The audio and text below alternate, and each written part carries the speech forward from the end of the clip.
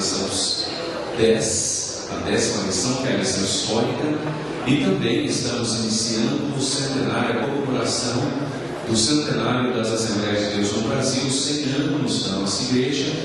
E hoje, então, dia 5 de junho, primeiro domingo do mês de junho, nosso querido pastor Paulo, orientado também juntamente com o irmão Sigmund Simberg e o irmão Cleverson, nos orientou então que trabalhássemos a história da Assembleia de Deus. Mas para falar em história da Assembleia de Deus, nós temos que contar um pouquinho para os irmãos, pelo menos os últimos 300 ou 400 anos de fé evangélica, que vai levar ao movimento pentecostal, que sem dúvida alguma é considerado o maior movimento avivalista da história da humanidade, depois do dia de Pentecostes, por volta do ano 33, 34, depois de Jesus. Então hoje nós vamos estudar o nosso texto áureo, que está em Atos, capítulo 16, versículo 5. Eu não sei, acho que poderia apagar essas luzes, né, irmãos? Aqui atrás, né? Será que algum diácono poderia nos ajudar? Porque aí fica mais fácil para os irmãos poderem enxergar. Então nós temos aqui Atos 16:5, né? Nós vamos mostrar os textos da lição e ao mesmo tempo apresentarmos elementos para os irmãos. Atos 16:5, de sorte que as igrejas eram confirmadas na fé e cada dia cresciam em número. Primeiro, confirmado na fé, ter estrutura de fé, e isso naturalmente vai gerar o crescimento, né? E a nossa verdade prática: Deus levantou as Assembleias de Deus no Brasil para proclamar ao mundo que Jesus salva, cura, batiza com o Espírito Santo e em breve voltará, graças a Deus. Muito bem, então nós vamos ver do dia de Pentecostes até 1901, quando retoma, de Pentecoste a Pentecostes, né? Ou seja, de 33, 34 depois de Cristo a 1901, 33 a 1901, de Pentecostes a Pentecostes. Bom, mas nós vamos pegar, o correto seria nós fazermos uma leitura de história da igreja dos 100 primeiros anos do cristianismo, que os 100 primeiros anos do cristianismo você tem uma igreja pentecostal. Depois, isso também se deve à maneira que o evangelho foi pregado. Era uma igreja marginal, perseguida, mártir, uma igreja mártir, os 100 primeiros anos. Os próximos 100 anos seguintes, que são já no ano 200, até o ano 200, você tem uma igreja semi-perseguida. Ela é perseguida em algumas regiões do Império Romano, mas em outras regiões ela goza de liberdade. Nos próximos 300 anos ocorre um fenômeno muito interessante. Por quê? Porque países inteiros vão se converter ao cristianismo. O primeiro país a tornar-se cristão foi a Armênia. Até hoje existe um paísinho chamado República da Armênia. A Armênia foi o primeiro país que o rei tornou-se cristão e, consequentemente, impôs o cristianismo a toda a Armênia. Então a Armênia é considerada o primeiro país a tornar-se cristão. E o cristianismo, ele vai crescer por vários motivos, mas já é um cristianismo bastante filosófico. Ele perde aquela ênfase espiritual dos 100, até o ano 200, quando você via aí um cristianismo espiritual, onde as pessoas oravam, clamavam, pediam para Deus, e ele começa a tornar-se um cristianismo mais cerimonial. Ele vai ocupando alguns espaços do enfraquecimento do Império Romano, especialmente no Oriente. Então, quando Constantino, pós-ano 300, chega ao poder, você tem pelo menos de 10 a 18% da população do Império Romano adepta do cristianismo.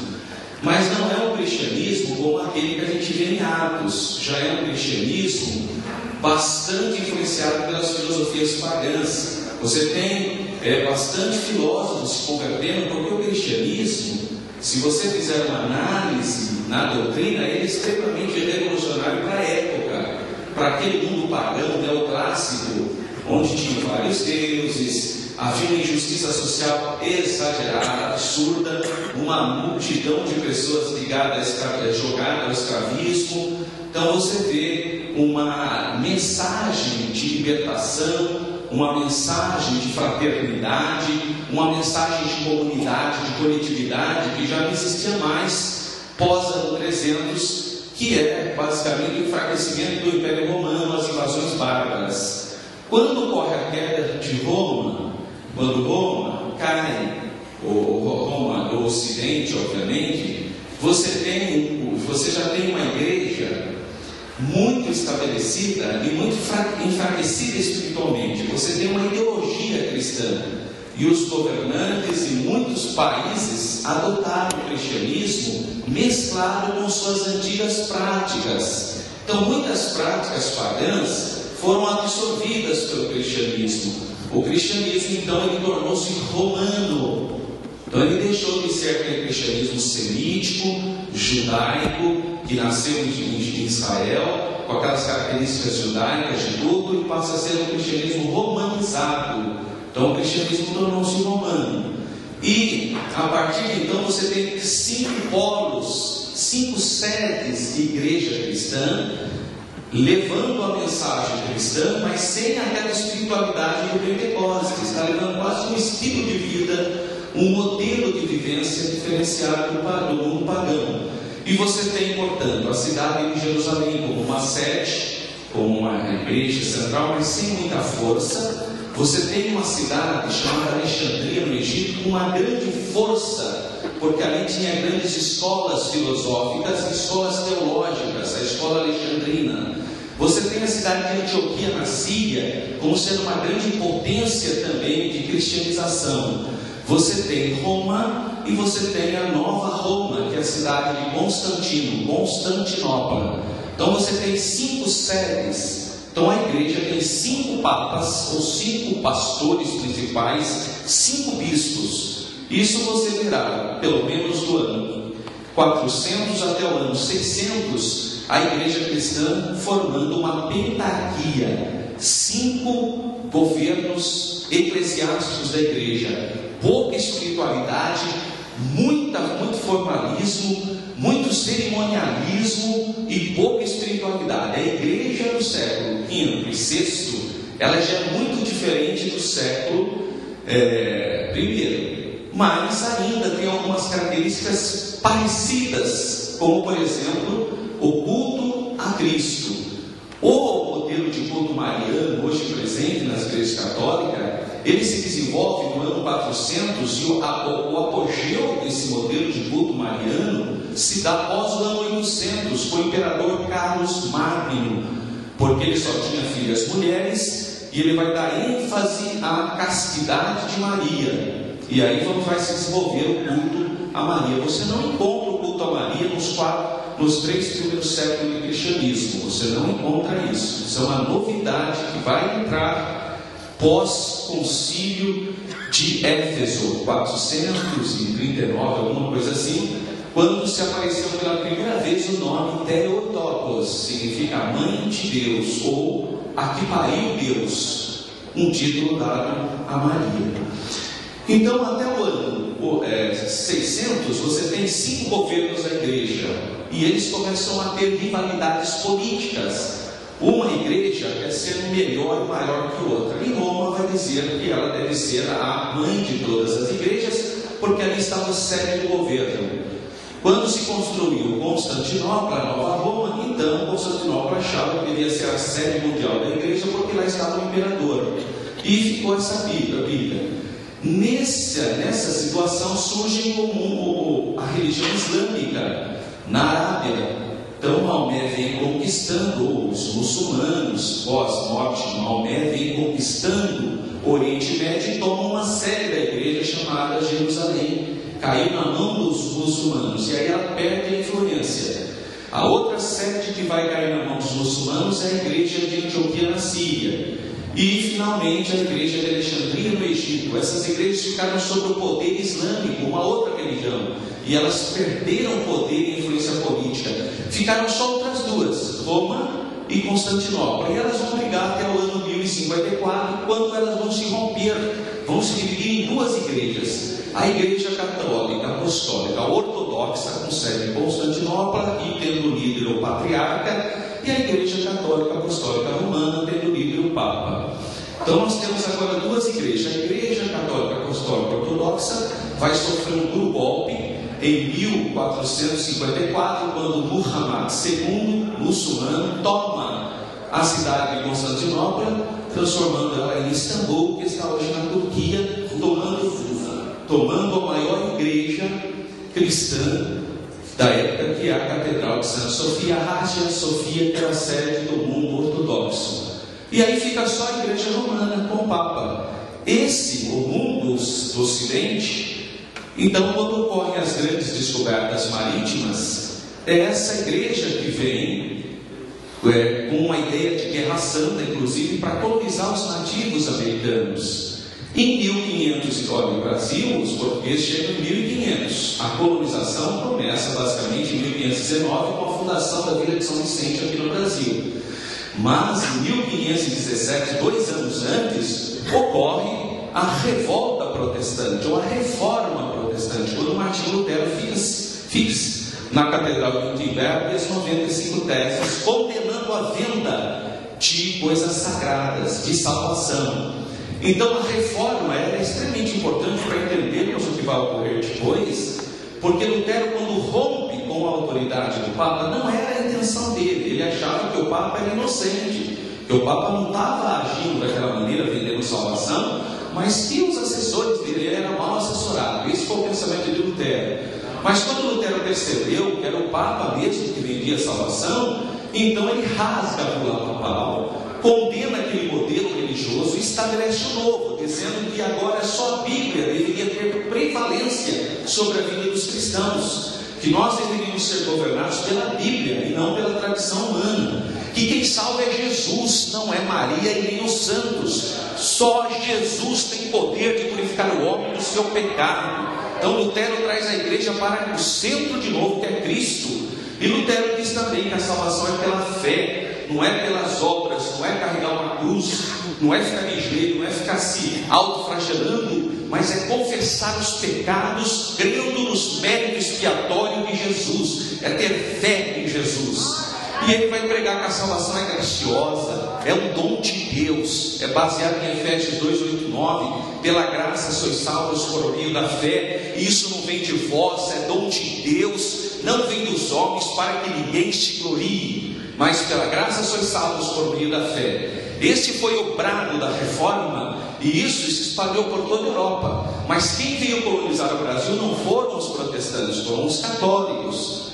Então nós temos uma outra tradição. Esses protestantes, pós-Lutero, cada país começa a ter a sua reforma religiosa. A Suíça recebe, depois de Zwinglio, recebe o João Calvino, que é o pai basicamente da igreja presbiteriana. Você tem mudanças na Holanda, novas. Então a reforma começa a se pulverizar, cada dia mais as pessoas lendo a Bíblia. A grande conquista de Lutero, irmãos, para a humanidade, não só para a nossa igreja, é a questão de você ter a liberdade de ler a palavra de Deus como ela é. Eu não preciso de intermediário. Você pode ler a sua Bíblia, você pode entrar no seu quarto, dobrar o seu joelho e falar com o Pai que está no céu, e Ele te responde. Essa é a grande vitória. Ele quebrou aquele sacerdócio. Antes, para eu ter contato com Deus, eu precisava ir atrás de um líder religioso. Era ele, era o sacerdote que me intercedia por mim. Agora não, você é sacerdote. Todo homem é o sacerdote universal. E essas mudanças, elas vieram com o tempo. 100 anos depois de Lutero, novos movimentos evangélicos com base na Bíblia começaram a se libertar de outros rituais. Esse negócio de vela, cerimonialismo. Então foram surgindo vários movimentos após a reforma. Eu estou passando isso para os irmãos para vocês terem contexto, né? Muito bem. E o movimento pentecostal, o movimento que nós vamos estudar hoje, o moderno, ele tem influência de pelo menos três outros movimentos. Quais são eles? O avivamento de John Wesley, na Inglaterra, o pai da igreja metodista, o movimento dos irmãos de Plymouth e o fundamentalismo bíblico, que é uma reação à autocrítica que ocorreu. Então vamos lá, só rapidamente para nós entendermos. O movimento wesleyano, um trabalho iniciado por John Wesley, olha o ano 1703 a 1791, que por sua vez é fruto do segundo mais longo avivamento da história da igreja, o avivamento morávio. Os irmãos morávios, os irmãos de uma região da Alemanha, eles começaram a pedir para ser guiados pelo Espírito Santo. Numa época que nem se cria mais o batismo pelo Espírito Santo, eles diziam que para a pessoa viver uma vida com Deus, tinha que ser governado pelo Espírito Santo. E John Wesley foi tocado por esses irmãos. Quando ele estava, o John Wesley, ele era anglicano, o pai dele também, ministro anglicano, terminou a formação teológica dele e foi evangelizar os índios nos Estados Unidos. Foi um fracasso, não ganhou nenhum índio para Jesus, voltou desolado. No navio, correu uma tempestade horrível quando ele estava voltando dos Estados Unidos para a Inglaterra, e ele, desesperado, chegou numa sala, tinha os irmãos moravianos, pastores, as crianças, tudo orando, glorificando a Deus, cantando. Ele falou: vocês não estão com medo de morrer, não? Vai afundar o navio. Ele falou: não, nós estamos com Jesus, nós temos fé em Jesus, nós vamos morar no céu, nós não somos esse mundo. Ele ficou impressionado com aquilo, e aí ele então teve contato com os irmãos moravianos, que são aqueles irmãos que realmente representavam uma fé evangélica muito profunda. E com esse avivamento morávio, influenciou John Wesley. Após esse encontro com os morávios, Wesley iniciou um avivamento na Inglaterra e nos Estados Unidos, pregando então uma vida de comunhão com Deus. Olha as contribuições de John Wesley ou do movimento wesleyano para a nossa fé pentecostal: experiência pessoal de conversão ou experiência do coração aquecido. O John Wesley dizia o seguinte: você precisa sentir Jesus no seu coração, você precisa ter experiência com Jesus, você tem que falar com Jesus, você tem que falar com o Espírito Santo. Quer dizer, ele sacudiu a igreja, quebrou todo aquele ritual. As pessoas tinham um culto na igreja anglicana, era quase uma missa sem santo, basicamente. Entrava com aquele formalismo, que nem o casamento daquela moça princesa agora que teve, aquele formalismo. Assim era a missa anglicana, o culto anglicano. John Wesley, embora fosse um ministro anglicano, disse: não, irmãos, você tem que ter conversão, você tem que nascer de novo. E é tudo isso que nós pregamos hoje: o novo nascimento, a conversão pessoal. E ele pregava a doutrina da santificação como meta cotidiana de vida cristã, de vida espiritual. Então ele pregava que quem realmente nasceu de novo é liberto dos vícios. Quem realmente nasceu de novo tem lábio santo, vive vida santa, é consagrado ao Senhor. Ora, isso é o que nós pregamos hoje, né? E finalmente a adoção do arminianismo. Ele rompe com aquela ideia do calvinismo que queria que uma vez salvo, salvo para sempre. Não, não é isso. Você precisa aceitar Jesus como Salvador, e se permanecer firme com Jesus, será salvo. Ou seja, ele começa a pregar que quem crer e for batizado será salvo, mas que Deus traz a salvação para todos. Não crê mais na predestinação como se pregava antigamente. Essa é a contribuição de John Wesley. A contribuição dos irmãos de Plymouth. Esse foi um movimento que teve como figura principal o John Nelson Darby. Para quem não conhece o Darby, aquela Bíblia de Scofield que fala das eras, né, das dispensações, foi o Darby que criou. O Scofield teve a capacidade de colocar nas nossas mãos, mas é ele. E ele também enfatizava uma escatologia, ele enfatizava que Jesus estava voltando, né, para a igreja cristã. E ele contribui então com o dispensacionalismo, como nós cremos hoje, a dispensação de Deus. Lembra o governo da inocência, o governo humano, e assim vai o período patriarcal, aí depois a lei, então a graça e o milênio. Esse modelo de visão é dos irmãos de Plymouth. A adoção da simplicidade da liturgia. Irmãos, veja como nossa liturgia é simples. Vem aqui, o pastor começa tudo, vamos orar, vamos ficar de pé, vamos ler a Bíblia, vem mandar um testemunho, tanto hino. Essa simplicidade de culto é também uma herança dos irmãos de Plymouth. Acabou com aquela liturgia, né? Somente o pastor formado na faculdade que podia dirigir o culto, somente o músico formado que podia tocar, somente, não, aqui se a pessoa tem vocação de Deus, faz a obra de Deus. E a iminência do arrebatamento da igreja como norte da vida espiritual. Então, que começou a falar, a pregar: olha, irmão, Jesus está voltando, despertando os irmãos para não serem virgens loucas, né? Porque as virgens loucas, irmãos, elas eram virgens igual as outras. Então, o problema delas, teoricamente, não era nem moralidade, porque ambas eram virgens. Agora, só que uma tinha o espírito, né? Tinha o fogo, e a luz, e a outra não.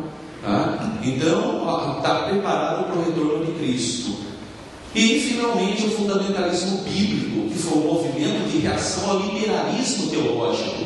Porque ele entrou na igreja, gente que não via mais que Deus criou o homem. Tinha gente que estava acreditando em Darwin, achando que Deus criou o macaco, e do macaco veio o homem. Gente negando os milagres na Bíblia. Não é bem daquele jeito. Quando Jesus mandou andar, não é bem daquele jeito. Então, gente questionando a palavra de Deus. Gente que não cria mais no poder de Deus, na cura divina e outras coisas mais. Então, surgiu esse movimento para repreender a Assembleia de Deus em 1917, nos Estados Unidos. Fez um documento dizendo que era contra qualquer liberalismo teológico que nós criamos na Bíblia como ela está escrita. Então, isso foi uma reação ao liberalismo. E eles defendiam que a inerrância e a inspiração verbal da Bíblia, a divindade de Jesus Cristo, porque tinha gente negando, dizendo que Jesus não era divino, a concepção virginal de Jesus, porque a gente negava isso, a teoria da substitutiva de expiação, ou seja, Jesus morreu por mim, sim, na cruz do Calvário. Graças a Deus nós estamos aqui pela misericórdia do Senhor, irmãos. Por isso que nós damos glória a Deus, louvamos a Deus por tão grande salvação. Jesus morreu no meu lugar, né? E o retorno físico de Jesus, que Jesus viria da maneira que ele ascendeu no Monte das Oliveiras, ele voltaria aos céus. Esses movimentos, qual a contribuição desse movimento? Hoje é a nossa doutrina. Nós adotamos a interpretação literal como método hermenêutico, dando unidade doutrinária e reforçando as doutrinas da santificação e da volta de Jesus escatológica. Distanciamento das questões sociais associadas ao liberalismo teológico. Esse liberalismo teológico que veio a chamada teologia da libertação. Ao invés de libertar a alma, começaram a querer libertar das injustiças sociais. Isso foi um problema, porque a igreja perdeu o foco. Nós não podemos esquecer das questões sociais, mas a prioridade de igreja é pregar o evangelho, é libertação, é salvação das almas. Essa é a grande comissão. Nós não podemos perder o foco, irmão. Os irmãos sabem, eu mesmo sou um político, eu faço trabalho político, defendo a educação, mas eu não posso perder o alvo. Nosso alvo é ganhar almas para o reino de Deus, que Jesus salva, que Jesus cura, que Jesus batiza com o Espírito Santo, porque o único que muda o coração, a mente e o caráter do homem é o poder do Espírito Santo na vida do ser humano. Mas nada muda o indivíduo, irmãos. Então está aí, e o anti-intelectualismo como associação da teologia. Ou seja, só vamos dar oportunidade nesse público aqui quem tiver formação, quem for um doutor, quem for um filósofo. Nós não cremos nessa capacidade humana, respeitamos, incentivamos as pessoas a estudarem, mas nós cremos na direção do Espírito Santo. Graças a Deus. Então, o avivamento wesleyano, o movimento dos irmãos do Primo Monte, o fundamentalismo bíblico, então aprova o Senhor convergir todos esses movimentos. Em 1898, o Espírito Santo despertou um pastor chamado Charles Fox Parham a desejar a experiência de batismo com o Espírito. Então veja, o batismo com o Espírito Santo não foi assim, alguém chega, vou buscar Deus. Irmãos, são como rios que vão convergindo para um momento. É como aquela irmã que pega uma caneca, enche de água, acende o fogo e o fogo começa ali. Então o primeiro movimento está esquentando a água, o wesleyismo, aquela influência de John Wesley. 100 anos depois, vem os irmãos de Primo Monte, pregando novas mudanças de oração. Então a água começou a sair bolinha, né? Aí depois nós vemos aí o movimento que é o fundamentalismo bíblico, esquenta mais a água. Finalmente, quando ocorre a evolução, quando começa mesmo a água ferver, esse é o que nós entendemos como o último movimento, que é o batismo com o Espírito Santo, que é o pentecostalismo. Mas ele vem tudo de um aquecimento, vem aquecendo, aí surge um pastor que lê na Bíblia Atos 2, fala, por que eu não posso ter essa experiência aqui que os irmãos tiveram? Por quê? Olha, já tinha passado pelo processo, ele já acreditava no Espírito Santo, ele já cria na Bíblia como palavra inerrante de Deus, ele já tinha aquele desejo de viver vida santa. E aí o que ele fez então? Jesus, se o Senhor batizou aqueles discípulos com o Espírito Santo, por que eu não posso receber também. Então, ele é uma pessoa que inicia esse movimento. Assim, o retorno do Pentecostes iniciou-se com Charles Parham, quando ele abriu um ministério, incluindo uma escola bíblica na cidade de Topeka, em Kansas. Esse é o pastor Parham. Essa é uma foto dele, não foi uma pessoa. Ninguém gosta de falar muito sobre ele, porque a vida dele tem alguns problemas ligados à imoralidade. Então, se alguém for estudar a biografia dele, ele não foi um líder assim, que pudesse ser referência. Há questionamento, mas se foi ele que iniciou essa leitura na Bíblia, foi. Nós não podemos negar. Foi ele que teve essa primeira linha de pensamento de oração. Ele viveu 56 anos, era norte-americano, do Texas. Interessante que ele era racista. Veja, um homem racista do Texas. As leis no sul dos Estados Unidos, eles também segregacionais. Mas quando ele começou a orar, começaram a mudar algumas coisas. Essa é a escola de Topeka, a foto do prédio onde eles começaram a estudar sobre o batismo com o Espírito Santo. Depois de estudar o livro de Atos, os alunos da escola começaram a buscar o batismo com o Espírito Santo. E no dia 1º de janeiro de 1901, 1º de janeiro de 1901, uma aluna chamada Agnes Osman recebeu o batismo com a manifestação do dom de falar línguas estranhas. Quer dizer, eles queriam o poder de Deus. Essa é a diferença, irmãos. Hoje tem gente que não quer o poder de Deus. Ele não quer se santificar, ler a Bíblia, entrar no quarto dele e rasgar o coração diante de Deus e pedir o poder do Espírito na vida dele. Ele não quer. Como que ele vai ser batizado? Como que? Você pensa que está parecendo o Simão, o mágico, e acha que o batismo do Espírito Santo é um poderzinho, já recebe. Não é assim não, irmão. Precisa desejar, você tem que querer. Tem irmão que fala, irmão, Jesus não batiza mais Jesus, porque o povo não quer. Comece a consagrar a vida, comece a jejuar, comece a orar, comece a ler a palavra de Deus, comece a pedir e clamar. O fogo de Deus cai sobre nós de novo. Nós que temos que querer, desejar. Esses irmãos desejaram. E ela falou línguas estranhas. Foi o primeiro movimento, né? Aqui está a foto da irmã Agnes. Essa foi a primeira crente, então, que recebeu o batismo com o Espírito Santo. Nessa época, as igrejas holinés, chamadas de igrejas de santidade, igrejas metodistas, ensinavam o batismo com o Espírito Santo. Mas para eles, o batismo com o Espírito Santo era apenas eles chamavam de segunda bênção. Todas aquelas pessoas que viviam vida santa, que não falavam nome feio, que era honesta, que viviam uma vida de piedade, eles achavam que a pessoa estava batizada com o Espírito Santo.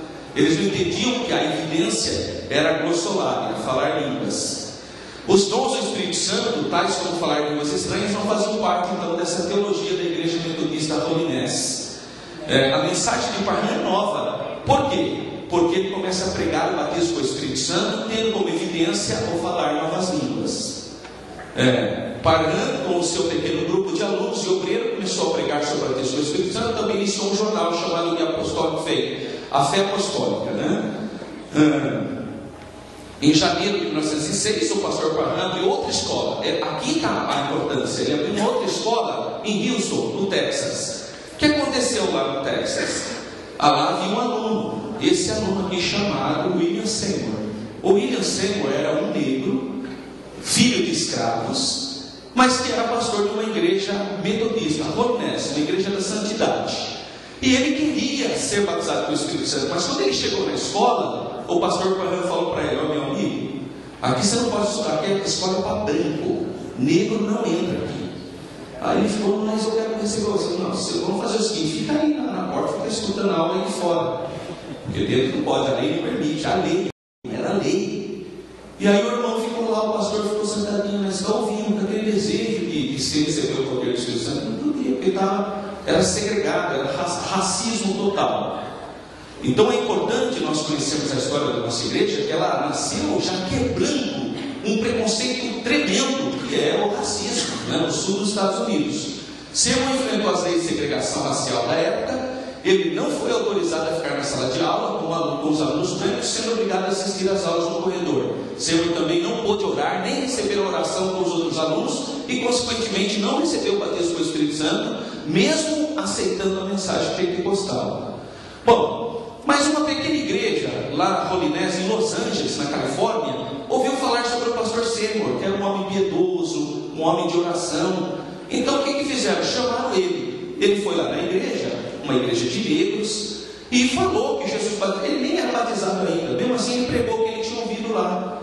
E a igreja não aceitou a mensagem. E aí ele ficou numa situação difícil, porque ele não tinha dinheiro para voltar para Houston, no Texas, e ficou. Aí teve um irmão da igreja que ficou com dó dele e acolheu ele em casa, né? E aí ele ficou em Los Angeles. Então, sozinho na cidade de Los Angeles, sem sustento financeiro, nem passagem, Seymour foi hospedado por Edward Lee, um membro daquela igreja, e mais tarde por Richard Asbury. Seymour ficou em oração. Olha só, Seymour, porque tem gente, irmão, que vem uma luta, aí ele já não ora mais, ele não quer mais ir na igreja. O Seymour era diferente. A hora que ele ficou sem dinheiro para voltar para Los Angeles, sem condições, sabe o que ele fez? Ele aumentou o período de oração dele, o seu tempo diário de oração. Ele ficou em oração, aumentando o seu tempo diário de oração para 7 horas por dia, pedindo que Deus desse aquilo que o pastor Parham pregou, o verdadeiro Espírito Santo e fogo, com línguas e amor, e o poder de Deus como os apóstolos tiveram. Aí que ele começou, ele orava 5 horas, então vamos orar 7. Tá? Veio a luta, vamos orar 7 horas então. E então, numa reunião de oração, começou na família Asbury, na rua Bonnie Braille, número 214, em Los Angeles. O grupo levantou uma oferta para poder trazer a irmã Lucy Farrell, que era amiga do pastor Seymour e era batizada pelo Espírito Santo. Então ela veio da cidade de Houston para Los Angeles. Quando ela chegou, ela orou para Edward Lee, que caiu no chão e começou a falar línguas estranhas. Ela, no primeiro ponto já, a irmãzinha poderosa, chegou lá, sapateando, já orou e pôs a mão, e o irmão recebeu o batismo com o Espírito Santo. Foi o primeiro que a gente recebeu o batismo com o Espírito Santo em Los Angeles. Eu estive lá, essa foto fui eu que tirei, irmão, lá em Los Angeles. Essa era a antiga casa e essa é como ela está. Hoje quem cuida dessa casa é a Assembleia de Deus das Filipinas. Ela está mais ou menos do jeitinho que foi em 1906. Está o piano, está ali, como é que foi o culto ali nessa casinha. Bom, uma reunião então de oração começou aí nessa rua, naquele mesma noite, 9 de abril, essa data é importante, ó. No dia 9 de abril de 1906, o poder do Espírito Santo caiu na reunião de oração, na rua Bonnie Braille, naquela casinha, e a maioria das pessoas presentes começaram a falar em línguas, e Jenny Moore, que mais tarde se casou com o pastor Seymour, começou a cantar e a tocar piano, apesar de nunca ter aprendido a tocar.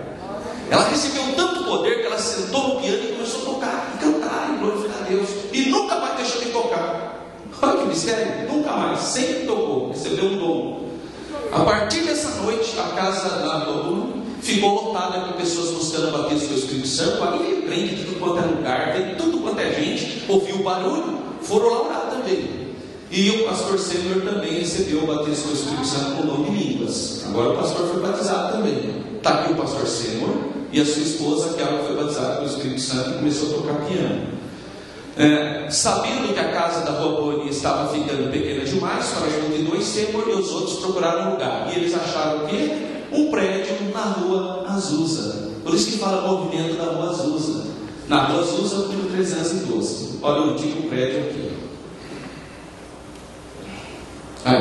Esse era, na verdade, foi uma igreja metodista, depois virou estábulo, depois foi abandonado, e o pastor Seymour colocou esse local na rua Azusa e começou então a pregar que Jesus batizava com o Espírito Santo. Hoje, essa foto que eu tirei, essa foto aqui está exatamente no local onde estava aquele prédio. Não existe mais aquele prédio lá. Existe uma praça cuidada pela Igreja Assembleia de Deus do Japão. Então é um luxo, né? O japonês tem um capricho excepcional. E os irmãos japoneses cuidam dessa praça, que era o antigo local onde estava o prédio. Esse então foi o primeiro grupo de irmãos. Olha que interessante, ó, grande parte brancos. Então já quebrou o preconceito racial em Los Angeles.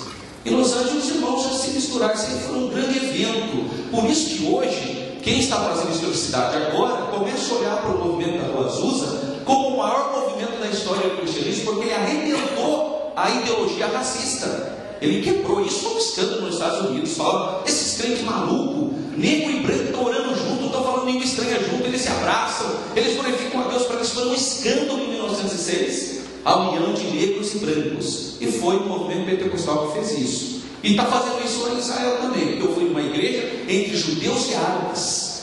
Quando o Espírito Santo enche o coração, judeu e árabe se abraçam e se tratam como irmãos em Cristo. Porque o Espírito Santo faz isso. O Espírito Santo, o batismo com o Espírito Santo é a solução para aquele conflito lá. O avivamento na Rua Azusa durou apenas 3 anos, mas foi instrumento na criação do movimento pentecostal. Só 3 anos, até porque o pastor Ciro faleceu muito novo. Ele faleceu aos 52 anos, mas ele já estava muito doente. Agora, o pastor Duran, que é o pastor da igreja em Chicago, da onde vai surgir Daniel Berg e Gunnar Wingren, os missionários do Brasil, ele escreveu em 1907. Agora, só uma palavra relativa ao irmão Seymour, que é o líder do movimento Debaixo de Deus. Ele é o homem mais manso que eu já encontrei. Ele caminha e conversa com Deus. O poder dele está na sua fraqueza. Ele parece manter uma dependência desamparada em Deus. E é tão simples como uma pequena criança. E ao mesmo tempo ele está tão cheio de Deus que você sente o amor e o poder todas as vezes que você chega perto dele. Então esse é um testemunho do pastor Duran. Esse é o pastor Duran. William Duran, ele recebeu o batismo com o Espírito Santo em Azusa, formando missionários na sua igreja em Chicago, como Daniel Berg e Gunnar Wingren. Ele morreu aos 39 anos, em 1912. Muito novo, né? E aqui estão então os 2 jovens pioneiros. Daniel Berg nasceu em 1885 e morreu em 1963. O Daniel Berg esteve aqui em Campinas. E o Gunnar Wingren, que nasceu em 1879 e morreu em 1933. Bom, agora a gente entra um pouquinho na lição. Essa é a família do pastor Daniel Berg. A chamada dele, então, em 25 de março de 1902, o jovem sueco, com 18 anos, crente batista, desembarcou em Boston, nos Estados Unidos, e depois de 7 anos retornou à Suécia. E lá na Suécia ele ouviu falar sobre o batismo com o Espírito Santo com o pastor da igreja batista de Estocolmo, Levi Petrus, que era o amigo dele de infância. Quando ele retornou nos Estados Unidos, foi congregar em Chicago, na igreja do pastor Duran, e ele recebeu a promessa pentecostal no dia 15 de setembro de 1909. Ele foi batizado com o Espírito Santo. A família do pastor Gunnar Wingren está aqui. Em 19 de novembro de 1903, eu jogo, olha, diferentemente do Daniel Berg, o Gunnar Wingren, ele era formado em teologia, ele tinha diploma de teologia e ele era pastor, tá? Ele era também da igreja batista, ele era evangelista na Suécia. Ele recebeu o batismo com o Espírito Santo também em Chicago, em 1909, numa conferência da mesma igreja do pastor Duran. Quem mais que estava nessa igreja? Luigi Francesconi, o fundador da Igreja Congregação Cristã no Brasil. Também estava junto lá, todos eles da mesma igreja, a Igreja de Fé Apostólica em Chicago. Todos receberam. Isso está escrito, irmão. Inclusive, nós vamos soltar o jornalzinho no dia do batismo, que é o Campinas Cristã. Lá você vai ver essa história. E aí você vai ver a historinha do Luigi Francesconi, que é conhecido como Luiz Franciscão, que é o italiano que fundou, um ano antes da Assembleia de Deus, aqui em Santo Antônio da Platina, no Paraná, uma igreja chamada Igreja Pentecostal Italiana. E depois, quando Getúlio Vargas tomou o poder, ele exigiu o nacionalismo no Brasil. Aí foi mudado para a Congregação Cristã do Brasil. Aí, por volta de 1970 e alguma coisa, mudou para a Congregação Cristã do Brasil. E eles não entendem, eles falam que foi o Espírito Santo que mandou, mas a gente sabe que a história não é bem isso, mas tudo bem, deixa para lá, isso não muda nada.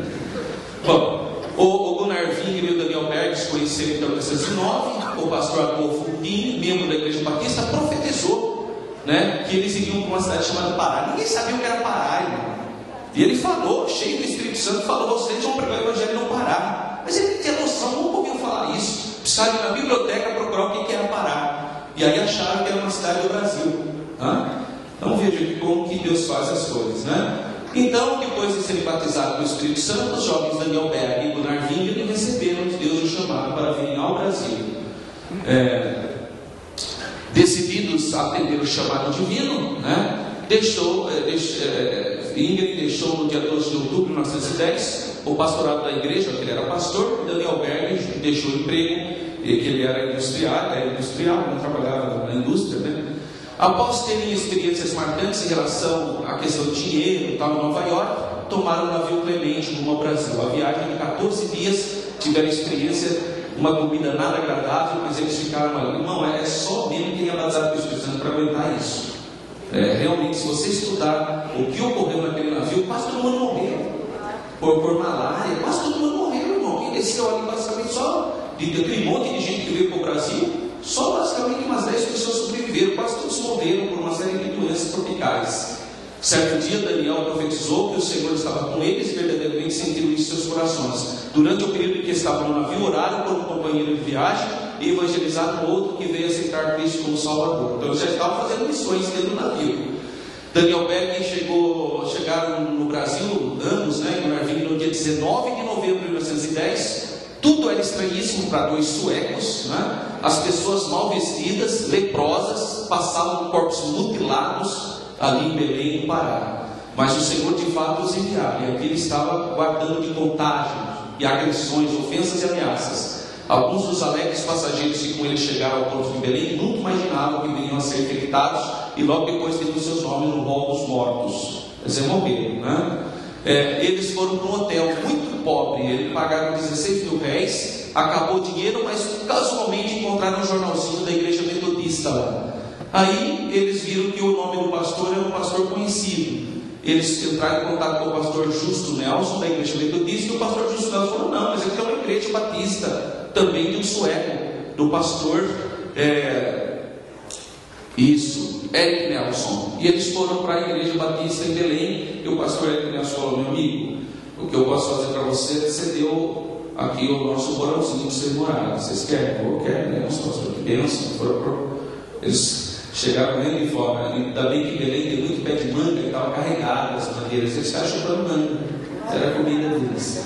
Em Belém moraram no porão da igreja. Nos cultos, nas reuniões de oração, Wingrenberg, quando começaram a falar o idioma português, porque eles nem falavam português, pregaram a respeito do batismo com o Espírito Santo. O objetivo deles era pregar o Evangelho para os ouvintes, Daniel Berg sabiam que o pastor Nelson, quando chegou, ele buscava o batismo com o Espírito Santo, mas quando ele estava recebendo o poder, a esposa dele ficou com medo, e a esposa se levantou contra. Não, esse negócio de Deus não, e encheu a cabeça dele, e ele também ficou contra, mas a princípio ele também buscava o poder pentecostal. Bom, Celina Martins Albuquerque, membro da igreja batista, creu na mensagem pentecostal pregada pelos jovens missionários e recebeu o batismo com o Espírito Santo. A irmã Celina, e no dia 2 de junho de 1911, ela com a irmã Maria de Nazaré.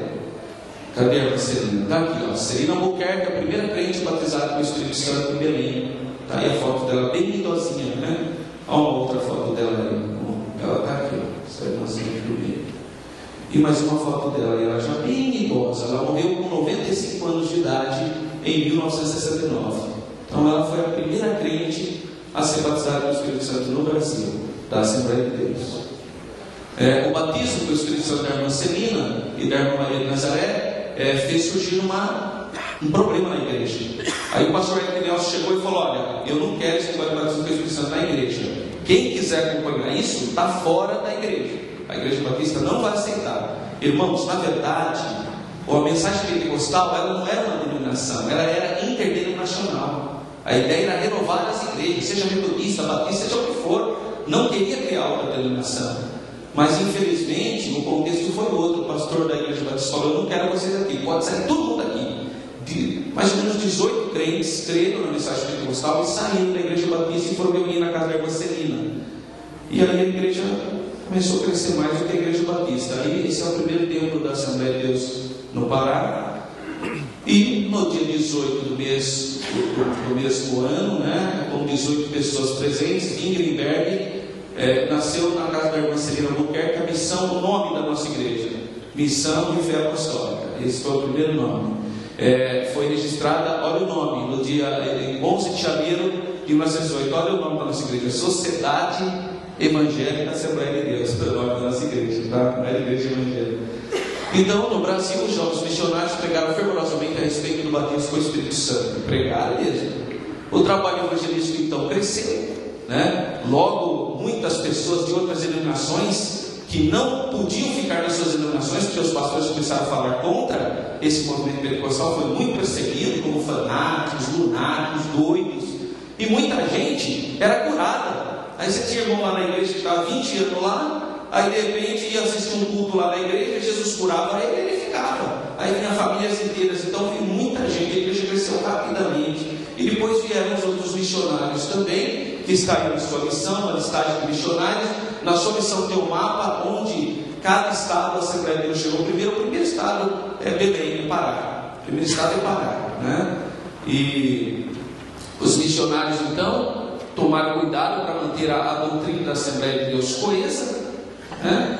E fundaram o jornal Mensageiro da Paz, a lição bíblica que nós estamos estudando, a harpa cristã, e vieram também muitos missionários de outros países. Para encerrar, a igreja chegou ao seu primeiro centenário, apresentando um crescimento vertiginoso e acelerado, consolidando-se como a maior expressão do pentecostalismo brasileiro, né?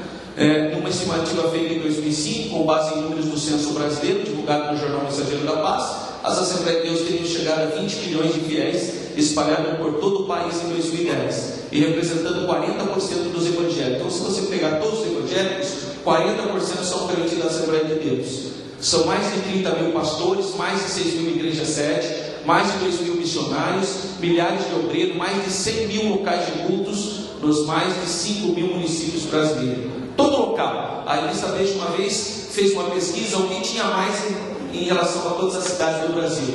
3 coisas tinha naquela época: Coca-Cola, máquina Singer e Assembleia de Deus. Foi incrível isso, foi pesquisa, tem 3 coisas: Coca-Cola, a máquina Singer e a Assembleia de Deus. Tá? Hoje essa máquina Singer não tem mais, a Assembleia de Deus tem. Então aqui tem um censo, a população evangélica em milhões e a população do Brasil. Em 1990, os evangélicos eram 8,9. De 146 milhões de brasileiros, nós éramos 13 milhões. 10 anos depois, no ano 2000, nós pulamos para 15,3% da população. Éramos 169 milhões, fomos para 26 milhões. População brasileira, 169. População evangélica, 26 milhões. 8 anos depois, nós pulamos para 23,8%. Ou seja, era a população 193 milhões e nós 46 milhões. 2020, o que está se esperando? Que 50% da população brasileira seja evangélica. Nós vamos ter 209 milhões de brasileiros, sendo que 104,5% da população será evangélica. E é mesmo, sexta-feira mesmo, que o irmão que era o presidente da Câmara, eu lembro? Evangélico, presidente da Câmara de Guará, coisa assim. Então se encontra hoje em crente, não acaba mais, graças a Deus. Essa é a igreja sede de Belém do Pará, que é a igreja mãe, né? Até a igreja pequenininha foi destruída e foi construída uma igreja maravilhosa lá em Belém do Pará. E essa é a nossa igreja sede do Ministério do Belém, que está sendo construída na Radial Leste, né? Que também a ideia era ser inaugurada para o centenário, né? A ideia, né? Novembro deverá ser inaugurada uma mega igreja, que é um marco na cidade de São Paulo, a Assembleia de Deus. Então, a chama pentecostal se propagou por todo o solo brasileiro, a Assembleia de Deus cresceu, se organizou doutrinariamente. Hoje é uma denominação pentecostal, hoje é a maior denominação pentecostal brasileira.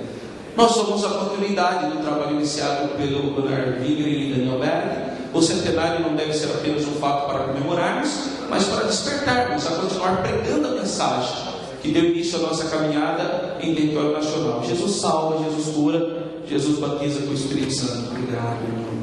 E irmãos, essa foto foi tirada em Campinas. Está aí o pastor Daniel Berg e a esposa Sara. 1950 foi tirada essa foto no Jardim Campos Elíseos. Tá? Então nós temos a nossa história ligada. Esse é o pastor Daniel Berg. Tá? O Daniel Berg dormiu no Senhor no ano de 1963, aos 78 anos de idade. Tá? Esse é o pastor Gunnar Wingren. Ele morreu bem cedo, né? Em 1933. Ele faleceu aos 54 anos de idade. Tá? Pastor, a diferença é que o Wingren, toda a bibliografia diz isso, que ele, irmão, ele tomava chuva, ia picar com mosquito, ele nem tomava remédio, nem ia atrás disso nada, ele era um homem de fé mesmo. E de fato não fez muita extravagância, porque ele cortar essas matas, pegar ônibus, andar a pé, correr com pediu só Deus para ter protegido. Ambos morreram na Suécia, viu? Ambos. Essa aqui então é a irmã Leila. Ela está visitando o túmulo do pastor Daniel Berg. Tá? A irmã Leila, nesse caso só está a irmã Leila, né? Eu pedi para ela, quase que não deu tempo, ainda bem que Deus tocou no coração dela e mandou quinta-feira. Mas faz tempo, desde quando ela foi viajar, eu falei, irmã Leila, a senhora não esquece de tirar foto lá com a entendeu? E aqui estamos, então, o túmulo do pastor Gunnar Wingren, e do lado do túmulo do Gunnar Wingren está a Arminha de Deus. A Arminha de Deus está aí, não, né? A irmã Leila está? A irmã Leila está ali, e a irmã Lola não está, né? E essa irmã aqui, quem é a irmã Leila? É a irmã Delmira, ela mora na Holanda. Ah, na Holanda? Mas ela é brasileira, mora na Holanda. Por isso que eu não conheço essa irmã. Ela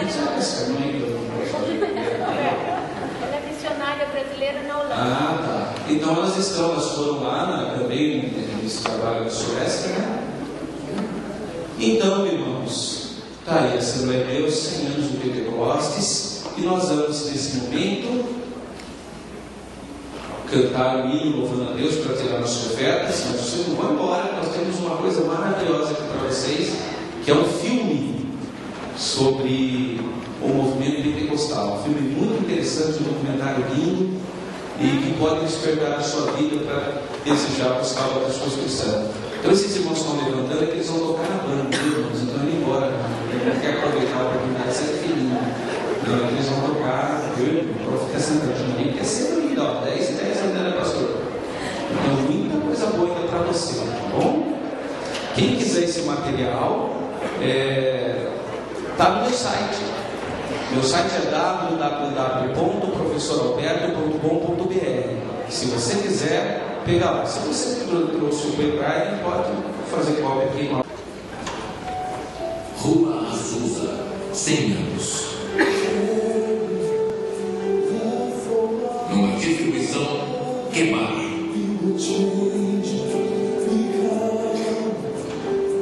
Celebração dos 100 anos do renascimento da Rua Azusa. Versão brasileira, Estúdio Câmara, São Paulo. Como o Pentecostes chegou a Los Angeles, como foi o começo, eram os lares de Azusa no meu diário.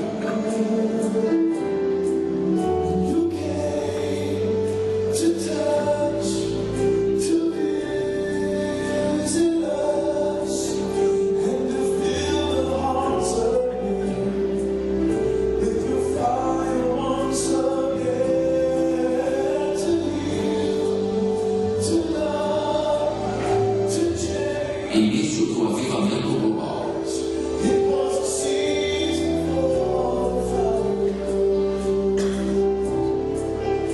Não importa quem venha, deixe o amor fraternal prevalecer. Missão evangélica da fé apostólica. Quando o tio Story e eu começamos a pesquisar o avivamento da Rua Azusa, em 1992, ficamos chocados por a verdadeira história nunca ter sido escrita ou documentada. E agora que as pessoas estão falando de celebrar seu aniversário de 100 anos, pensamos que seria importante saber o que estão celebrando. Cada membro da igreja que seja carismático ou pentecostal tem suas raízes no avivamento da Rua Azusa e, mesmo assim, a maioria das pessoas não conhece sua própria história. Achamos que é importante a história ser contada e compartilhada com essa geração e passada para nossos filhos e nossos netos. Devemos compartilhar com eles nosso rico legado espiritual que temos com Deus vivo. Quem somos? Por que oramos como nós oramos? Por que adoramos como adoramos?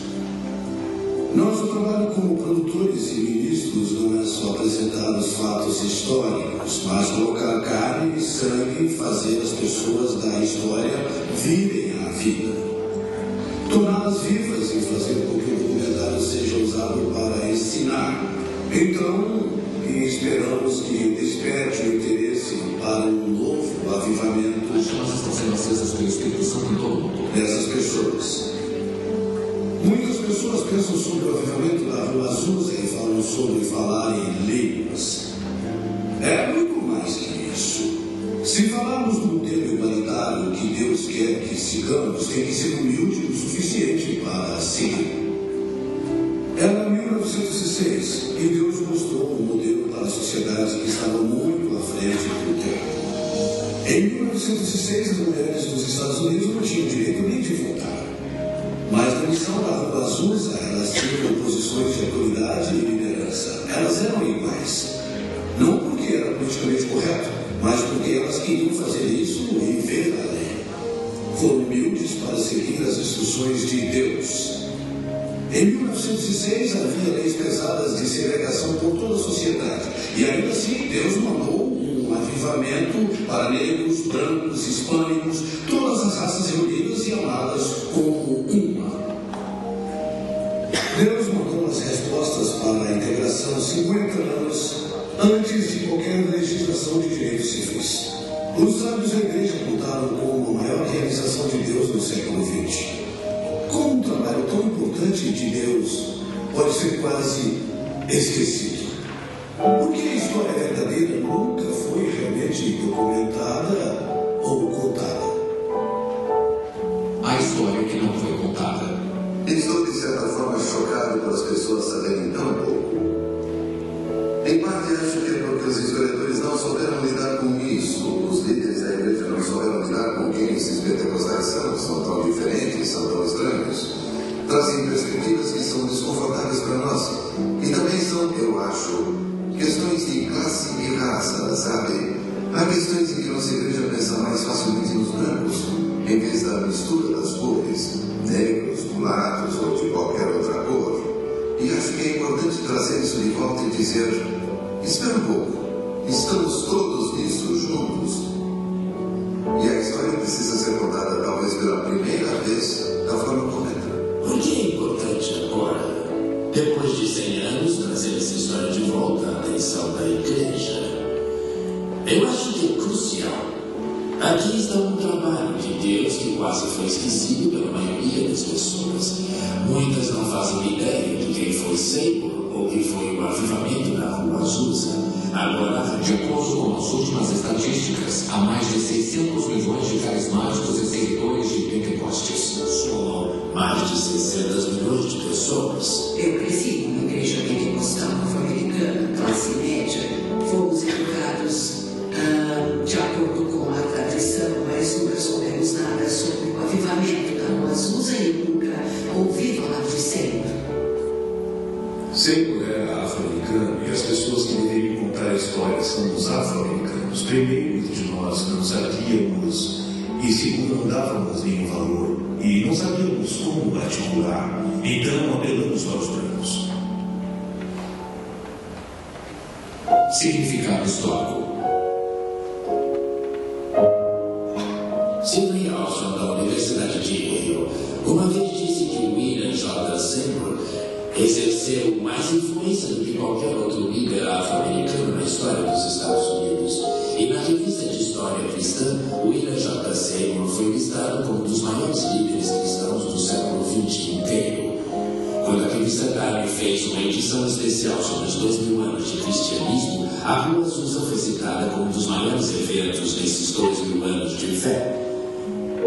Espera um pouco, nós deixamos passar uma grande história aqui que teve um grande impacto. Precisamos ver isso de forma mais séria. Não tem como exagerar a importância histórica do avivamento da Rua Azusa. A igreja nunca mais será a mesma pelo que aconteceu no avivamento da Rua Azusa.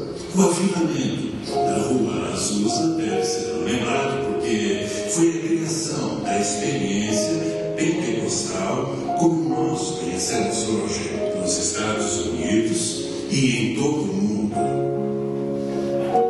A experiência dos Atos dos Apóstolos se tornou viva. Não era só uma coisa que as pessoas liam. Porque depois de Azusa, tornou-se uma experiência real. E estes sinais seguirão aos que creram. Em meu nome expulsarão os demônios, falarão novas línguas, pegarão as serpentes e porão as mãos sobre os enfermos e os curarão. Marcos 16:17. Para os luteranos, o endereço era Wittenberg University. Para os wesleyano e metodistas, era Aldersgate em Londres. Para os pentecostais e carismáticos, a Rua Azusa 312 será o endereço mais famoso do mundo.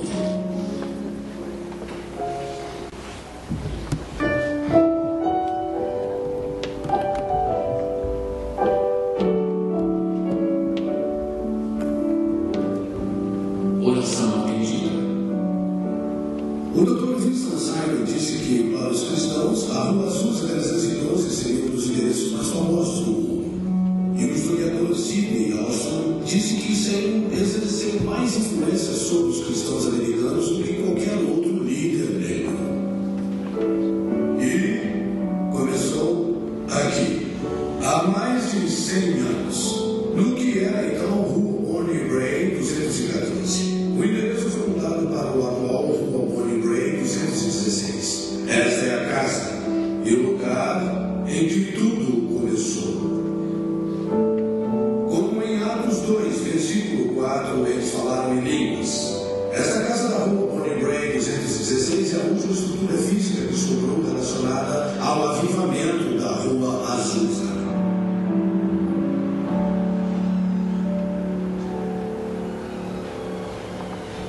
Os encontros noturnos das orações de Seymour continuaram enquanto o espírito surgia e ia embora. Seymour então foi atrás de Lucy Farrell, que já era batizada, e J.A. Warren, ambos moravam em Houston. Abril de 1906, Evan Roberts, com exaustão, se aposentou do Ministério Público. 6 de abril, Seymour e seu grupo entraram em uma abstinência de 10 dias determinados a conseguir mais de Deus. 8 de abril foi um domingo de Ramos. Segunda, 9 de abril de 1906, Seymour visita Lee em sua casa por volta das 18 horas para orar por sua recuperação de uma doença. Lee se sente bem melhor e pede para receber o Espírito Santo, com o esperado sinal de se sentir preenchido por ele. Em resposta à prece de Seymour, Lee começa a falar em línguas. Ambos ficam extasiados. Seymour e Lee vão até Bonnie Bray para o encontro. Seymour começa com um louvor, depois, como é lembrado, com uma prece da congregação e vários testemunhos. E todos eles foram preenchidos pelo Espírito Santo. Eles começaram a falar em línguas.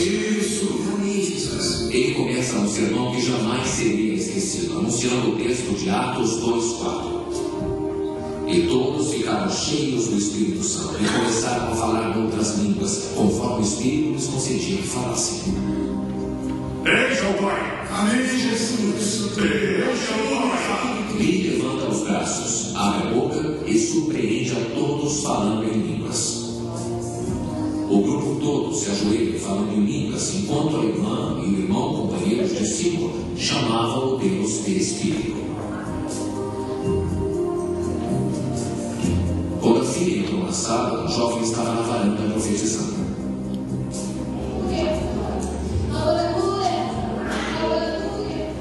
Jimmy Evans Moore, que morava na casa da frente, começou a falar em línguas.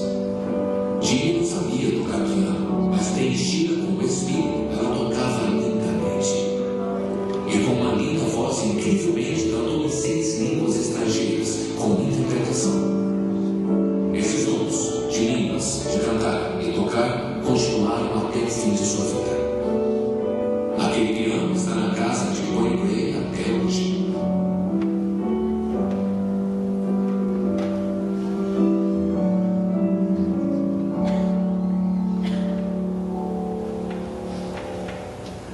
Há divergências sobre como e quem foi preenchido primeiro pelo Espírito naquela noite. Alguns registros dizem que Lucy Farrell, de Houston, orou e colocou as mãos nas pessoas. Outros dizem que o garoto foi o primeiro. Mas todos os registros concordam que aconteceu naquela noite, segunda-feira, 9 de abril de 1916. Filmagem de 1992.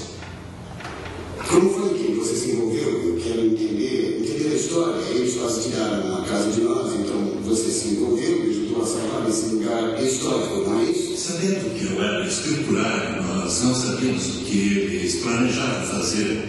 E descobrimos que eles planejavam derrubá-la e construir um prédio de apartamentos. Isso é incrível, porque quando nós falamos de história da igreja, você acha que a maioria dos cristãos vão saber o que realmente aconteceu? E isso é parte da nossa herança? Eu me envolvi porque achei que era uma coisa necessária de se preservar, uma das últimas relíquias da igreja. Essa é a última coisa física de que temos conhecimento do antigo avivamento de 1906. Wesley interviu para impedir que a casa de Bonnie Gray, agora um museu, fosse demolida. É a única estrutura que sobrou do avivamento da Rua Azusa. Em 1914 tomamos rumos diferentes, mas o Senhor nos uniu novamente. Reconciliação. Um novo começo.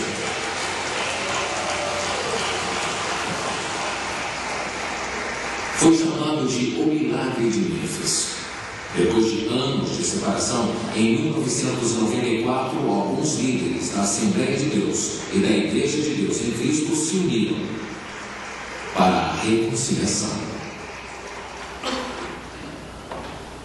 Nós acreditamos que o Espírito Santo intencionalmente nos deu a Rua Azusa como caminho e indicação do que deveríamos nos tornar. Não podemos desfazer a história de racismo que se seguiu depois do avivamento da Rua Azusa, mas podemos, com a ajuda do Senhor, escrever um capítulo novo e melhor e nos comprometermos com isso. E com sua graça, ajuda de seu perdão, encorajamento e generosidade, conseguiremos. Mas Deus vai nos ajudar a mudar, porque Ele quer que a igreja seja tão inclusiva quanto sua própria graça. Então, vamos unir nossas mãos e corações e começar a jornada retomando a solidariedade da Rua Azusa e depois pedindo ao Espírito Santo para registrar o exemplo brilhante de fraternidade entre todas as raças e pessoas da igreja pentecostal norte-americana nos anos que se seguirão. Em nome de Jesus. Com isso, a Assembleia de Deus se compromete e peço que se juntem a nós. Deus os abençoe.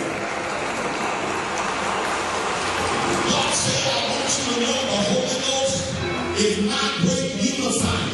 I don't care where you come from. I can speak your language. Oh. And He has reconciled us by the power of the Holy Ghost. Don't let nobody tell you that the most important thing in our experience is our skin texture. The most important thing is the power of reconciliation that we have in the Holy Ghost. Lord, make us one. One in the Holy Ghost.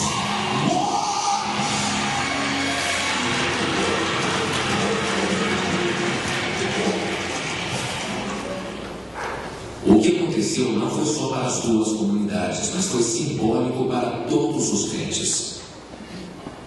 Em uma reunião subsequente, falaram em línguas. O Senhor tinha muito a dizer. O pastor Jack Hayford fez a interpretação. Meus filhos e minhas filhas, vejam se puderem pelo lado dos céus e vejam quem vocês têm sido. Dois córregos separados, mas poços que continuaram em movimento. A água se tornou lama. Mas filhos e filhas, se olharem para dentro de vocês, há alguns que não poderão beber pelo que viram. Vocês não sabiam disso.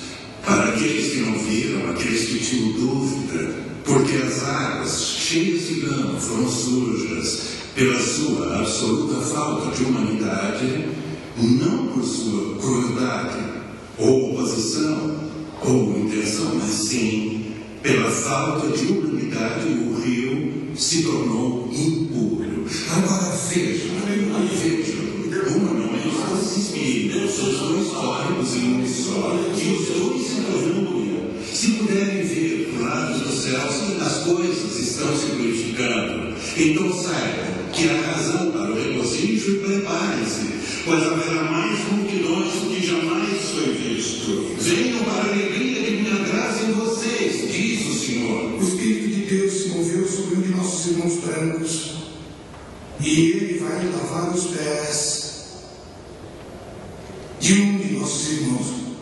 Aleluia. E queremos que isso se torne um ato simbólico para nós. O bispo Blake diz que quer seguir o mesmo lavando os pés de um de nossos irmãos brancos.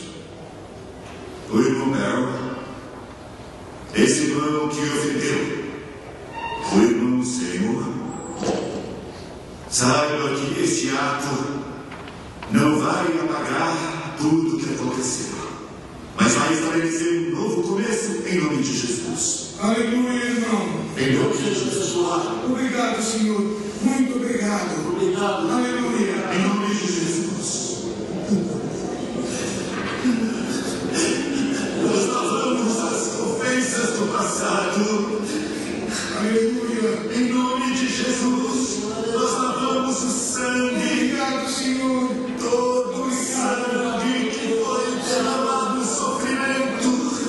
Em nome de Jesus. Nós lavamos o irmão, Senhor. O irmão mesmo. Aleluia, Senhor. Obrigado por lavar os pés deste irmão.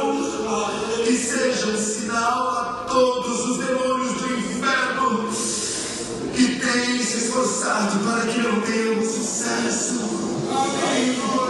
Mas o Senhor Jesus prevaleceu novamente. Obrigado, Senhor. Para corrigir isso que não estava certo.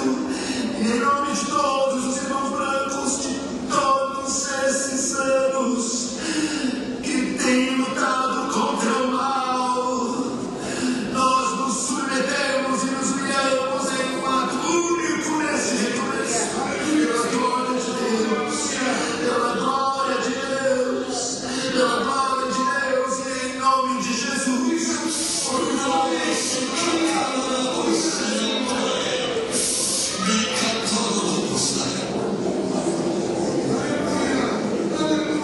Jesus, eu creio, Jesus. Amém, Senhor. Muito obrigado, Senhor. Queridos irmãos, isso não é uma troca de superioridade de um ou superioridade de outro. Proteja, Jesus. Assim como igualdade. Aleluia. Negros e brancos servindo um ao outro. A glória do único mestre, Jesus Cristo, nosso Senhor. Aleluia. Ele é nosso Senhor e somos seus servos. E servindo uns aos outros, vamos servir. Aleluia. Aleluia. Em nome de Jesus, Charles Blake, da Igreja de Deus em Cristo, lava os pés de Thomas E. Trask, superintendente geral das Assembleias de Deus. Todos os nossos pecados, Senhor. Glória a Deus. Glória em nome de Jesus. Louvamos. Aleluia. Aleluia. Aleluia. Quero que todos que estão presentes aqui, se puderem, que se ajoelhem para Deus e se tornem seus servos. E que, especialmente na presença de Deus, se tornem servos disponíveis para servir o corpo de Cristo. E especialmente na reconciliação e conscientemente lavarmos os pés uns dos outros. Ao nos tornarmos humildemente instrumentos de seu amor.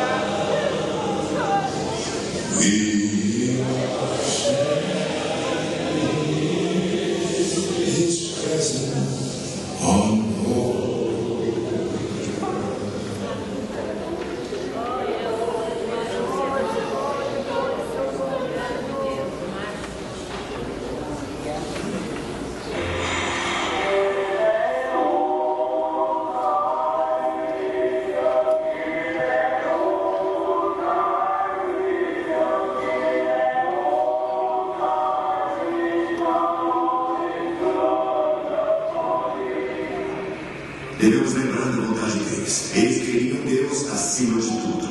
Eles queriam conhecer o poder de Deus, o Espírito de Deus, Deus no coração. mais até do que suas próprias vidas. E por causa disso, Deus ouviu o apelo deles.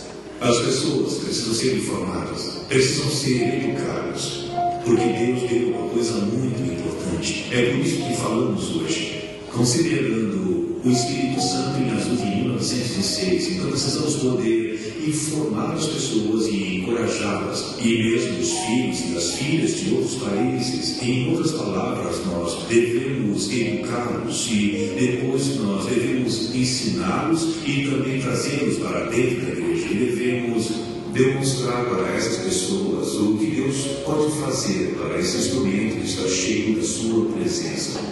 Pelas chamas do avivamento, chamas que vieram da rua Azusa, eu acredito que Deus queira usar essas chamas para você sentir em sua casa e em sua vida pessoal.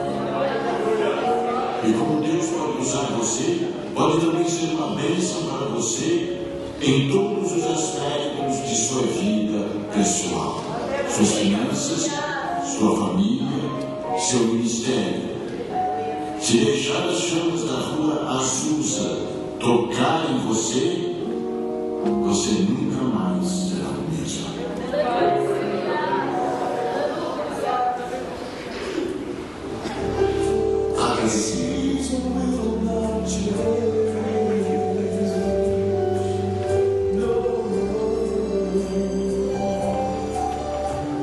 Eu olho para essas pessoas da rua Azusa e digo, foram eles os fiéis à tarefa que tornaram possível para os meus pais e também meus avós se tornarem crentes em Pentecostes e, mais do que isso, líderes do pentecostalismo. Foram eles que tornaram possível que eu aparecesse no cenário pentecostal sem ter que desistir do que acreditava, sem ser ridicularizado o tempo todo. As pessoas que jogam pedras de vez em quando chamam de charlatões ou tiram sarro, mas o preço tem sido pago para aquela primeira geração de crentes. E olho para isso e digo, obrigado Deus por essas pessoas.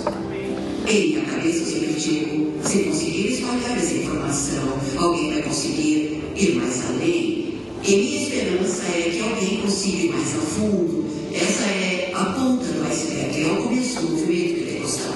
Eu diria que o William Seymour e todos os outros líderes de 1906 e dos dias atuais, todos os cuidados com as mulheres que dirão que devemos a vocês, porque até aquele momento só existiam igrejas chatas, cansativas, mortas em todo lugar. Essas chamas para você sentir em sua casa e em sua vida pessoal. E como Deus pode usar você, pode também ser uma bênção para você em todos os aspectos de sua vida pessoal. Suas finanças, sua família, seu ministério. Se deixar as chamas da rua Azusa tocar em você, você nunca mais será o mesmo.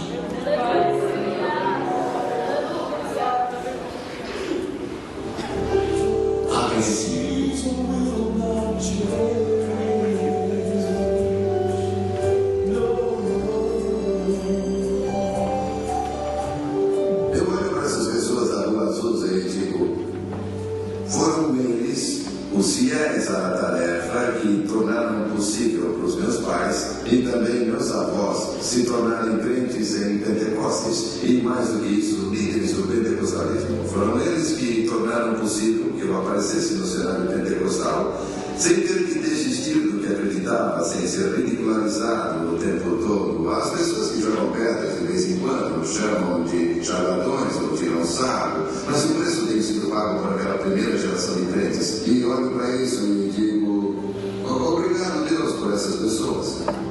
Em minha cabeça eu sempre digo, se conseguir espalhar essa informação, alguém vai conseguir ir mais além. E minha esperança é que alguém consiga ir mais a fundo. Essa é a ponta do iceberg, é o começo do movimento pentecostal. Eu diria que o William Seymour e todos os outros líderes de 1906 e dos dias atuais, todos os cuidados com as mulheres que dirão que devemos a vocês, porque até aquele momento só existiam igrejas chatas, cansativas, mortas em todo lugar. E vocês esperavam que o Senhor e o Espírito Santo Santo viessem e, como resultado, milhões e milhões de pessoas foram tocadas com a presença de Deus que muda a vida. Então, obrigado por colocar tudo isso em nossas vidas. E depois de mais de 100 anos, ainda afeta a vida das pessoas. Para mim, a honra de deixar para a história provavelmente o maior avivamento dos últimos 1000 anos é realmente minha paixão. Agradeço a Deus por seu ministério, agradeço a Deus por sua fé, agradeço a Deus por suportar a grande crítica e preconceito que você enfrenta. Agradeço a Deus por permanecer convicto para que nós e essa geração possamos aproveitar os frutos poderosos pelo que vocês pagaram um preço tão alto. Obrigado por obedecerem a Deus. Eles foram nas Escrituras para aprender qual era a evidência de alguém receber o dom do Espírito Santo. Eu diria obrigado por descobrirem isso, para não termos que começar desde o começo. Nós podemos ser muito gratos a Deus pela experiência da Rua Azusa, porque esse foi o começo de uma nova era, de um destino espiritual que Deus tinha para a igreja. Quando você pensa no que aconteceu na Rua Azusa e no que aconteceu a partir de Azusa, no que seguiu, honrar o que Deus originalmente nos propôs. A Rua Azusa foi uma união que saiu desta casa na Rua Azusa em abril de 1906. Foi uma união que continuou nos próximos 3 anos e meio. Essa união de crentes que viu o mundo de cabeça para baixo, plantou uma semente e que hoje em dia está crescendo em 600 milhões de pessoas em todo o mundo. Isso é significativo e precisa ser levado em conta, precisa ser reconhecido e precisamos identificar as pessoas que fizeram. Globalização. São muitas as forças. Apesar do caso, Alessandro Nogueira do Avivamento. E acredito que podemos ver refletido nova mudança na religião. Ele tomou seu lugar, é tudo graças à casa que estamos hoje aqui na Comunidade 216. Ainda está acontecendo. Porque na Etiópia, eles tiveram tantas pessoas se convertendo para a igreja luterana que eles não sabem o que fazer com elas. E eles mudaram de 200 mil pessoas há 10 anos para 4 milhões hoje, que são todos carismáticos. Eles dizem que não se descobriu como se relacionar com elas, que são relacionadas à Rua Azusa. Até os muçulmanos na Nigéria estão ameaçados pelo fato de muitos jovens procurarem os cultos pentecostais e conversão, que agora eles cantam músicas pentecostais na adoração muçulmana. E eles até têm cultos de domingo em vez de sexta para interagir com o aumento da cristandade naquele país. Eu acho que há grandes implicações. A igreja nunca mais será a mesma como resultado do que aconteceu na Rua Azusa. Você vai descobrir que em todo o mundo a única força que pode vencer essas barreiras religiosas são os pentecostais que sentem o Espírito, fazem maravilhas, falam em línguas e fazem milagres. E essa força foi revelada pela primeira vez para o mundo na Rua Azusa durante os anos de glória de 1906 a 1909. Precisamos conhecer as raízes, precisamos conhecer o futuro pelo que Deus fez no passado.